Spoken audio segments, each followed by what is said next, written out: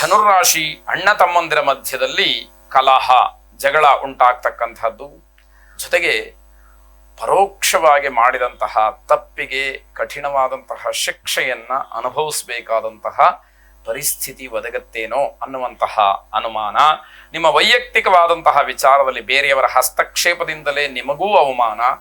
ಜೊತೆಗೆ ಯಾರನ್ನ ನೀವು ನಿಮ್ಮ ಜೊತೆಯಲ್ಲಿ ಇರೋದಕ್ಕೆ, ಮಾತಾಡೋದಕ್ಕೆ, ಸಲಿಗೆಯನ್ನು ತೆಗೆದುಕೊಳ್ಳೋದಕ್ಕೆ ಆಸ್ಪದ ಕೊಟ್ಟರು ಅಂತಹ ವ್ಯಕ್ತಿಗಳಿಂದಲೇ ನಿಮಗೆ ಕಂಟಕ ಅಥವಾ ತೊಂದರೆ ಅಂತಕ್ಕಂಥದ್ದು. ತಾಯಿಯ ಆರೋಗ್ಯದ ಬಗ್ಗೆ ಹೆಚ್ಚು ಗಮನವನ್ನು ಕೊಡಿ. ಸಣ್ಣ ಉದ್ಯಮಿಗಳಿಗೆ ಉತ್ತಮವಾದಂತಹ ದಿವಸವಾಗಿರುತ್ತೆ. ನೌಕರಿಯ ವಿಚಾರದಲ್ಲಿ ಮನಸ್ಸಿಗೆ ಸಮಾಧಾನ ಇರುವುದಿಲ್ಲ, ಆದರೂ ಅನಿವಾರ್ಯ, ಕೆಲಸವನ್ನ ಮಾಡಲೇಬೇಕು, ಬೇರೆ ದಾರಿ ಇಲ್ಲ. ಹರಿಹರ ಪುತ್ರ ಅಯ್ಯಪ್ಪ ಸ್ವಾಮಿಯನ್ನ ವಿಶೇಷವಾಗಿ ಪ್ರಾರ್ಥನೆ ಮಾಡಿ ಶುಭವಾಗಿ. ಮಕರ ರಾಶಿ ವ್ಯಾವಹಾರಿಕವಾಗಿ, ಔದ್ಯೋಗಿಕವಾಗಿ ಮತ್ತೆ ವಿದ್ಯಾಕ್ಷೇತ್ರದಲ್ಲಿ ಗಣನೀಯವಾದಂತಹ ಸಾಧನೆಗೆ ಬೇಕಾದಂತಹ ಪೂರ್ವ ಸಿದ್ಧತೆಗೆ ಈ ದಿವಸ ಅವಕಾಶ ಇರುತ್ತೆ. ಆ ಪ್ರಯತ್ನಗಳನ್ನು ಸರಿಯಾಗಿ ಮಾಡಿ ಸರಿಯಾದಂತಹ ಬುನಾದಿಯನ್ನು ಹಾಕಿ ಮುಂದಿನ ದಿನಮಾನದಲ್ಲಿ ಅದು ಅನುಕೂಲಕ್ಕೆ ಬರುತ್ತೆ ಎನ್ನುವಂಥದ್ದು. ಹೊಸ ಸಂಪರ್ಕಗಳು ನಿಮಗೆ ಒಂದಷ್ಟು ಅನುಕೂಲವನ್ನು ಮಾಡುತ್ತೆ. ಹಳೆಯ ಸ್ನೇಹಿತರನ್ನ ಭೇಟಿ ಮಾಡಿ ಅಗತ್ಯವಾದಂತಹ ವಿಚಾರಗಳ ಬಗ್ಗೆ ಚರ್ಚೆಯನ್ನ ನಡೆಸಬಹುದು. ಅವರ ಸಲಹೆ, ಸಹಕಾರ, ಸಹಾಯ ಇತ್ಯಾದಿಗಳೆಲ್ಲವನ್ನ ಕೇಳಬಹುದು ಅನ್ನುವಂಥದ್ದು. ಮಕ್ಕಳ ಜೊತೆಯಲ್ಲಿ ಆನಂದವಾಗಿ ಕಾಲವನ್ನು ಕಳೀತೀರಿ. ಖಾಸಗಿ ಕ್ಷೇತ್ರದಲ್ಲಿ ಕೆಲಸವನ್ನು ಮಾಡ್ತಕ್ಕಂಥವ್ರಿಗೆ ಕೆಲಸ ನಿಮಿತ್ತವಾಗಿ ಪ್ರಯಾಣವನ್ನ ಮಾಡಬೇಕಾದಂಥದ್ದಿರುತ್ತೆ. ಇಷ್ಟ ದೇವತಾ ಪ್ರಾರ್ಥನೆಯನ್ನು ಮಾಡಿ ಶುಭವಾಗಿ. ಕುಂಭರಾಶಿ ಬರಬೇಕಾಗಿದ್ದಂತಹ ಹಣ ನಿಮ್ಮ ಕೈ ಸೇರುವಂತಹ ಸೂಚನೆ, ಮನಸ್ಸಿಗೆ ಒಂದಷ್ಟು ಸಮಾಧಾನ, ಸಂತೋಷ ಅಥವಾ ತೃಪ್ತಿಯನ್ನ ಹೊಂದತಕ್ಕಂಥದ್ದು. ಸಂಬಂಧಿಕರಲ್ಲಿ ನಿಮ್ಮ ಬಾಂಧವ್ಯ ಗಟ್ಟಿಯಾಗತ್ತೆ. ನಿಮ್ಮನ್ನ ನಂಬಿಕೊಂಡ್ರೆ ಏನೋ ಒಂದು ಕೆಲಸ ಆಗತ್ತೆ ಅನ್ನೋಷ್ಟರ ಮಟ್ಟಿಗೆ ನಂಬಿಕೆಯನ್ನು ಉಳಿಸ್ಕೊಳ್ಳುವಂಥದ್ದು.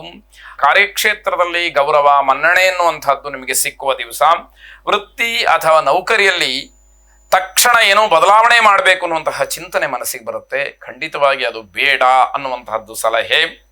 ದೂರದ ಪ್ರಯಾಣವನ್ನ ಈ ದಿವಸ ಮಾಡಬೇಡಿ, ಆ ಸಂಕಲ್ಪವೂ ಕೂಡ ಬೇಡ, ಅದರಿಂದ ನಿಮಗೆ ಒಳಿತಿಲ್ಲ ಅನ್ನುವಂಥದ್ದು.